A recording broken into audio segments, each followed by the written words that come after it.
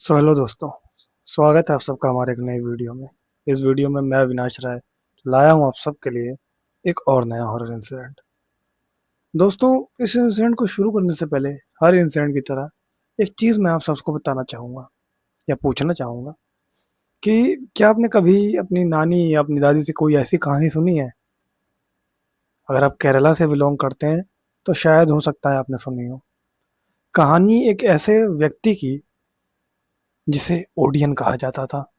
कहानी एक ऐसे व्यक्ति की जो दूसरों को जानवरों का भेष लेकर या यूं कहें अपना भेष जानवरों में बदल के लोगों को डराया करता था। और अगर उसे जानवर के भेष में देखकर लोग डर जाते थे तो आप इस बात से ये अंदाज़ा लगा ही सकते हैं कि वो कितनी बेहतरीन तरीके से उन जानवरों का रूप लेता होगा। कुछ इसी तरह कंफ्यूज मैं भी हो गया था ये कहानी सुन के। ये कहानी हमें किसी ने भेजी नहीं है, ये कहानी मुझे सुनाई गई है किसी के थ्रू, जिसको सुनाई थी उसकी दादी ने। तो आइए बिना किसी देरी के आज का ये वीडियो शुरू करते हैं। आज से लगभग 20 से 25 साल पहले, मतलब ये बात है उन दिनों की जब फ़ोन नहीं हुआ करते थे और इलेक्ट्रिसिटी हर जगह नहीं मौजूद थी। उस टाइम की ये बात है। ये कहानी है रवि नाम के एक व्यक्ति की। रवि जो कि केरला में रहते थे और वहाँ पे एक काफ़ी ज़्यादा अच्छा उनका बिजनेस वगैरह था। और तब चीज़ें इतने बड़े लेवल पर नहीं होती थी, मतलब अगर कोई व्यापार करना चाह रहा है तो उसे छोटे लेवल पे ही करना पड़ता था। कोई इतना इंडस्ट्रियलाइजेशन नहीं हुआ था इंडिया का, या हम कह सकते हैं केरला का। उस टाइम पर ये चीज़ें नहीं हुई थी इतना। तो जो मेन छोटे मोटे बिजनेस होते थे इन्हीं को कई जगहों पे खोल कर जो है ये अपना व्यापार वगैरह किया करते थे। रवि का भी कुछ ऐसा था, उनके कुछ खेत थे जिनमें लोग काम करते थे, वहाँ की फसलों को बेचा जाता था। एक ये व्यापार था, कुछ दुकानें थी, और उसके बाद कुछ मछली पालन के लिए कुछ जगहें थी, कुछ तालाब उन्होंने खुदवा रखे थे अपने खेतों में। काफ़ी अच्छी खासी प्रॉपर्टी इनके पास थी उस टाइम पर, ठीक ठाक। और तभी जो रवि के पापा थे उन्होंने सजेस्ट किया रवि को कि एक काम करते हैं हम ना, ये पास में जो जंगल है इसके आसपास जो भी ज़मीन है वो बिक रही है और काफ़ी सही दाम पे बिक रही है, और हमारे ख्याल से कि उसे ले लेना चाहिए और वहाँ पे कुछ ना कुछ हम वहाँ पे कर सकते हैं। या तो हम खेती कर सकते हैं या तो हम वहाँ पे दुकान खोल सकते हैं कोई, या फिर कुछ भी चीज़ हम वहाँ कर सकते हैं। लेकिन रवि इस चीज़ को लेकर काफ़ी ज़्यादा मतलब एग्री नहीं थे, मतलब वो डिसएग्री कर रहे थे इस चीज़ से। उनके डिसएग्री करने की सबसे जो बड़ी वजह थी वो थी वहाँ का जंगल। उन्होंने बताया कि अगर हम वो ज़मीन ले भी लेते तो ऐसा हो सकता था कि हम जिसको भी वहाँ काम करने भेजें, अगर खेती के लिए या फिर किसी भी चीज़ के लिए, तो वो पर्सन वहाँ पे जाए ही ना। ऐसा इसलिए था कि वो जंगल जो था वहाँ पे कई बार ऐसा होता था कि लोगों को कुछ अजीब चीज़ें दिखाई देती थी, कोई भूत प्रेत वाली चीज़ें, जो पैरानॉर्मल चीज़ें होती हैं वो वहाँ पर दिखाई देती थी। इसी वजह से जो रवि थे वो कहीं ना कहीं उस ज़मीन को लेने के लिए एग्री नहीं कर रहे थे। लेकिन घर वालों के आगे या फिर यूँ कहें पेरेंट्स के आगे बच्चों की ना पहले चली थी और ना आज चलती है। और एंड में उन्हें काफ़ी ज़्यादा सुनने के बाद ये चीज़ माननी ही पड़ती है कि एक काम करते हैं, हम वो ज़मीन ले ही लेते हैं। उसके बाद ये वो ज़मीन लेते हैं, अपना सब कुछ हो जाता है, ज़मीन इनके नाम कर दी जाती है और उसके बाद चीज़ें आगे बढ़ती हैं। अब जो इनके पापा थे उन्होंने इन्हें एक आइडिया दिया कि एक काम करते हैं, हम जो है उस ज़मीन के ऊपर नारियल के पेड़ वगैरह लगा देते हैं और उसके बाद हम वहाँ पे नारियल वारियल जो भी होंगे उसको हम बेच बाच के जो भी पैसे वैसे हैं आया करेंगे। इस तरह का इनका प्लान बना। रवि ने कहा ठीक है, इनकी नारियल के पेड़ हैं, सही है, एक ही बार जो मेहनत करनी होगी करनी पड़ेगी और लगातार खेत में बहुत सारे मजदूर भी नहीं लगाने पड़ेंगे, कुछ कुछ लोग, चंद मुट्ठी भर लोग भी होंगे तो काम हो जाएगा। ये सोचकर रवि भी कहीं ना कहीं राजी हो गए इस चीज़ के लिए। तो चीज़ें आगे बढ़ी और उसके बाद उन्हें पेड़ वेड़ लगाने के लिए सब कुछ हो गया, पेड़ वेड़ लगा दिए गए। अब क्या होता था कि ये जो इन्होंने ये पेड़ लगा रखे थे ना, ये जब भी मतलब वहाँ जाते थे चेक वेक करने घूमते फिरते निकल गए। ये देखते थे कि कुछ पेड़ ऐसे हैं जो जगह से उखड़े तो नहीं कह सकते, लेकिन हाँ अपनी जगह से थोड़े इधर उधर हिले हुए हैं। तो ये उन्हें दोबारा ठीक कर देते थे और चले आते थे, और इन्हें लगता था कि कोई जानवर है जो शायद आकर पेड़ खराब करता है। तो धीरे धीरे जो है वो चीज़ें आगे बढ़ी, एक टाइम बीता जिसके बाद नारियल के पेड़ भी धीरे धीरे बड़े हो गए, और जो रवि थे कहीं ना कहीं वो भी अपनी लाइफ में काफ़ी आगे बढ़ गए, टाइम काफ़ी बीत गया था। अब क्या होता है कि रवि देखते हैं कि कुछ ऐसे चुनिंदा पेड़ हैं जो उस जंगल से थोड़े से नज़दीक है।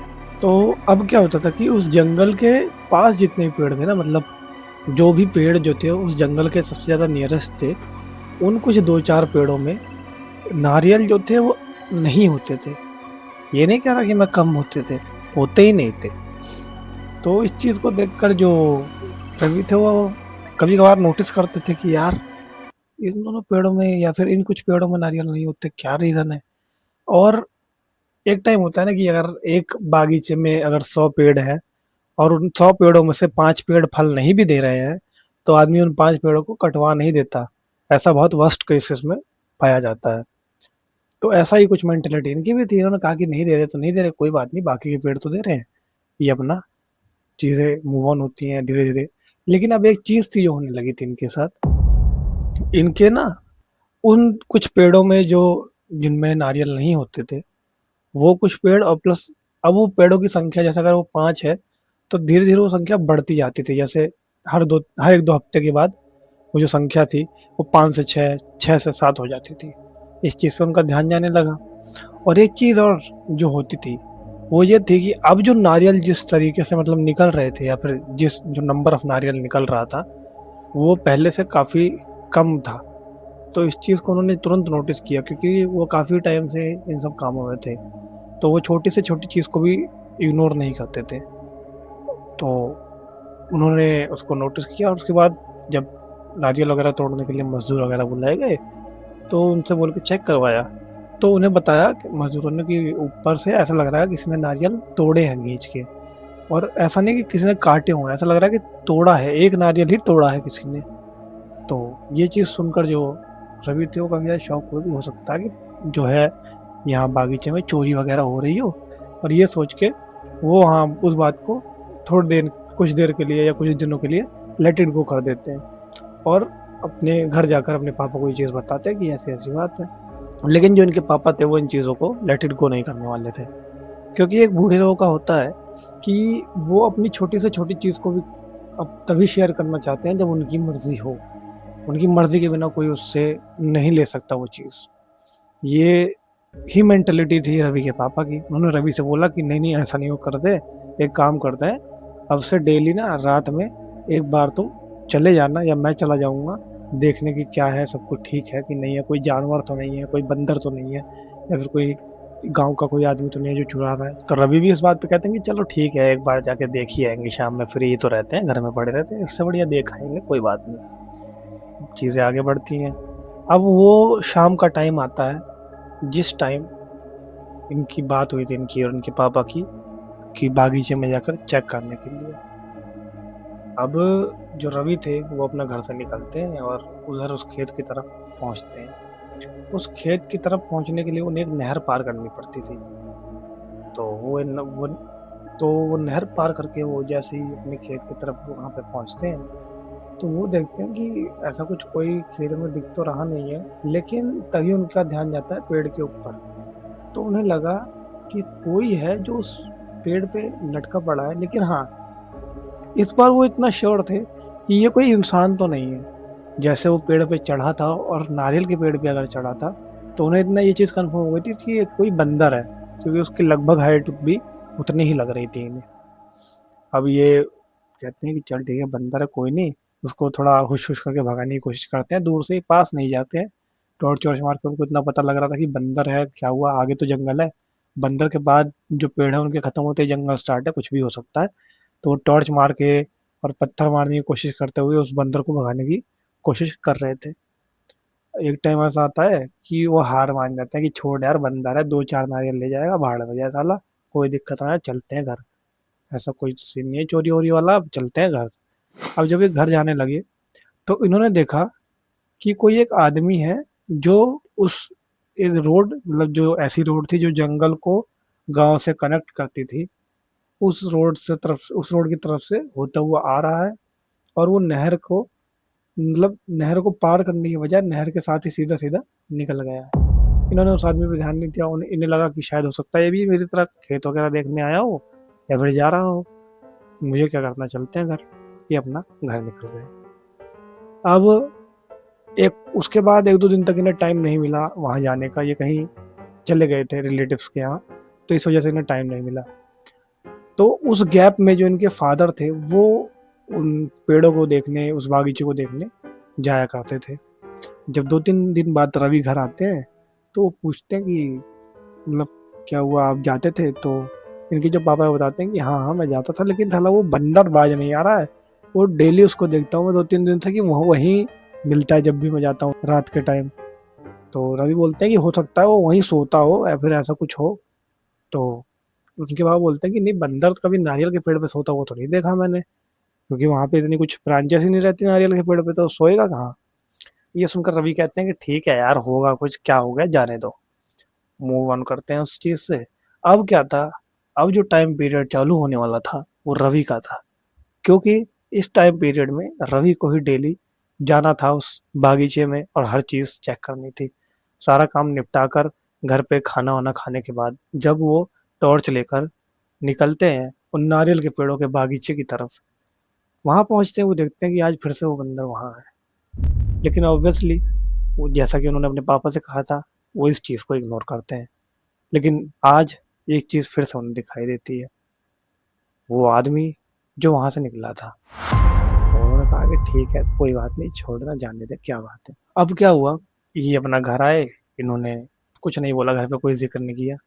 अब 2-3 दिन लगातार इनके साथ जब ये चीज हुई कि वो आदमी भी इनको दिखता था, वो बंदर भी इनको दिखता था, वो आदमी भी इन्हें दिखता था, वो बंदर भी इन्हें दिखता था। तो इस चीज को इन्होंने काफी नोटिस किया और इन्होंने एक दिन सोचा कि मैं एक काम करूंगा, कल जो है मैं यहाँ आऊंगा और पहले ही आकर थोड़ा कहीं छुप जाऊंगा, जिससे मेरे को पता लग जाए कि ये आदमी कौन है। कहीं ऐसा तो नहीं है कि ये अपने बंदरों को ट्रेन करके चढ़ा रहा हो नारियल तोड़ने के लिए, क्योंकि कई केसेस में ऐसा हुआ है वहां पर, तो इसी वजह से उनको ये लगा। उन्होंने कहा ठीक है, मैं कल जल्दी आऊंगा, कल जल्दी आके ही देखूंगा। अब कुछ ऐसे रीजंस थे जिनकी वजह से ये उस टाइम पर कहीं बाहर चले गए किसी इमरजेंसी सिचुएशन में। इनके गांव में किसी की तबीयत खराब थी जिसे लेकर ये चले गए, और उसी दिन उसकी डेथ भी हो गई थी, तो ये एक सही टाइम पर वहाँ घर पे नहीं आ पाए थे। और रात में ये लगभग 9-10 बजे अपना पहुँचते हैं घर, और उसके बाद ये फैसला करते हैं कि मैं पहले जाऊँगा और उसके बाद उस बंदर को या उस आदमी को देखूंगा, उसके बाद फिर मैं वहाँ से वापस आऊँगा। ये सोच कर ये अपना घर से टॉर्च वगैरह लेके, लठ वगैरह लेके निकलते हैं कि चलो भाई चलते हैं। ये वहाँ पहुँचते हैं और वहाँ जाकर एक जगह पर, उस जो नहर था उस नहर को पार करते ही बड़ी बड़ी घासें थी, तो वहाँ पर वो बैठ जाते हैं आराम से बिना कुछ बोले। अब वो नोटिस करते हैं कि थोड़ी देर में उस नहर के साथ ही चलता हुआ, मतलब जिस तरफ वो नहर जा रही है उसी तरफ से चलता हुआ एक आदमी इनकी तरफ आ रहा है, और आता है, और जहाँ उसे जंगल की तरफ से निकलते हुए देखते थे हर बार, वो ये ना करते हुए इनके सामने से घूमता हुआ इनके खेत की तरफ जाता है। और खेत में खेत में नीचे उतरने का मतलब, खेत जो है थोड़ा ढलान पे था, तो नीचे उतरने का खेत में रास्ता जो था आगे था थोड़ा सा। तो ये वो आदमी उस आगे की तरफ जाता है बिना इन पे ध्यान दिए या इन्हें बिना देखे।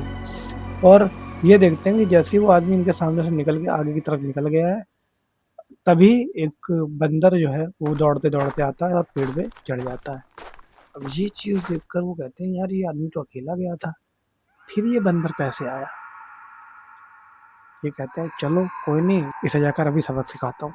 ये बाहर निकलते हैं और जैसे ही बोलने के लिए उस आदमी के पास जाते हैं कुछ, तो ये देखते हैं कि जिस तरफ वो आदमी गया था उस तरफ कोई खड़ा ही नहीं है। अब इनका दिमाग पूरी तरह ब्लैंक हो जाता है कि करे तो करे क्या। अब बिना कुछ सोचे अपने पापा के पास जाते हैं और बोलते हैं कि ऐसे ऐसे एक आदमी है, और शायद मुझे लगता है कि उसका जो बंदर है वो उसी बंदर को छोड़ता है नारियल वारियल तोड़ने के लिए या खाने के लिए। रवि के पापा कहते हैं कि ठीक है, एक काम करो तुम, एक बार उसे मिलकर समझा दो सामने से कि क्या है क्या नहीं। तो ये बताते हैं कि ठीक है मैं ट्राई करता हूँ।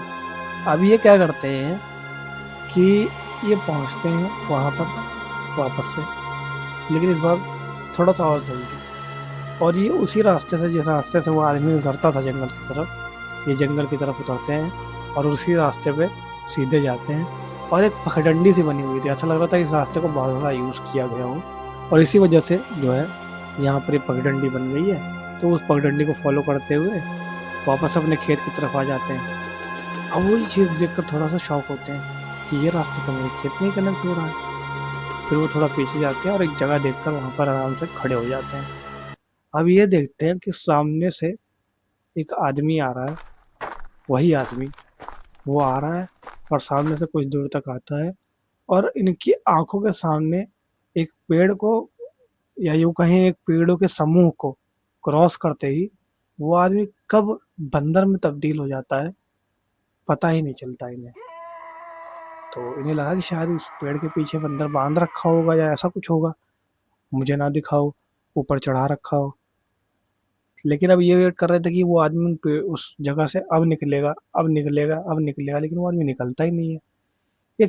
एक चीज जो इन्होंने नोटिस की, जब वो बंदर पेड़ पे चढ़ रहा था तो इन्होंने नोटिस किया कि जो वो बंदर था ना, वो आम लंगूर बंदरों के मुकाबले या किन्हीं और बंदरों के मुकाबले थोड़ा सा बड़ा था।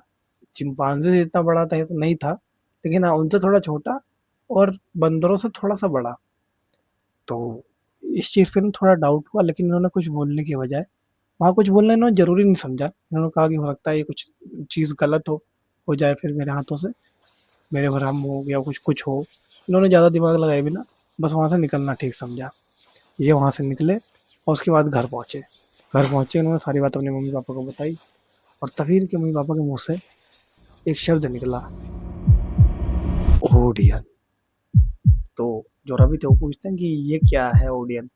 तो ये लोग बताते हैं, मतलब रवि की मम्मी और पापा बताते हैं कि ओडियन जो है वो एक ऐसा इंसान या ऐसा जीव है जो लोगों को भ्रमित करके जानवरों का रूप धारण करता है, और कई बार लोगों को सबक भी सिखाता है। हाँ, कई केसेस ऐसे हैं जिसमें वो बिना वजह किसी को डराता नहीं है। और मेरे ख्याल से अब तक, ये बात रवि के पापा कह रहे थे कि मेरे ख्याल से अब तक उसने तुम्हें भी डराने की कोशिश नहीं की होगी। रवि बोलते हैं कि हाँ, अब तक वो मेरे सामने मेरे को डराने की कोशिश नहीं किया कभी, लेकिन स्टिल ये तो गलत है ना, मतलब ये चीज़ किसी के पेड़ पे ऐसे चढ़ना वगैरह। इनके मम्मी पापा ने बोला कि वो ओडियन है, वो चाहकर भी मतलब हमारा कुछ गलत नहीं कर सकता। अगर हमारे साथ कुछ गलत हो सकता है उस गलत को होने से वो रोक ले, लेकिन वो गलत तो कभी नहीं करेगा हमारे साथ। अब ये चीज़ सुन के जो रवि थे वो अब इस चीज़ को पूरी तरह लेकर लेट इट गो कर देते हैं कि छोड़ भाई, जाने दे। जब लोगों ने मेरे को कह दिया कि ये मेरे बस की बात नहीं है तो इसे जाने देते हैं, इतना चढ़ाते नहीं हैं। और फिर उसके बाद इन चीज़ों को लेट इट गो कर दिया गया। और ये थी एक छोटी सी कहानी जो मैंने सुनाई आप सबको मेरी ज़ुबानी। क्या इससे पहले आप सब में से किसी ने ओडियन के बारे में कुछ ऐसा सुना था? अगर सुना था तो हमें ज़रूर कमेंट में बताएं कि क्या सुना था। और अगर आपके पास भी है ऐसी ही कोई स्टोरी जिसे आप लोगों तक पहुंचाना चाहते हो, तो आप उसे हमारे इस नंबर पे लिख कर भेज सकते हैं। और तब तक के लिए याद रहे, डरना मत।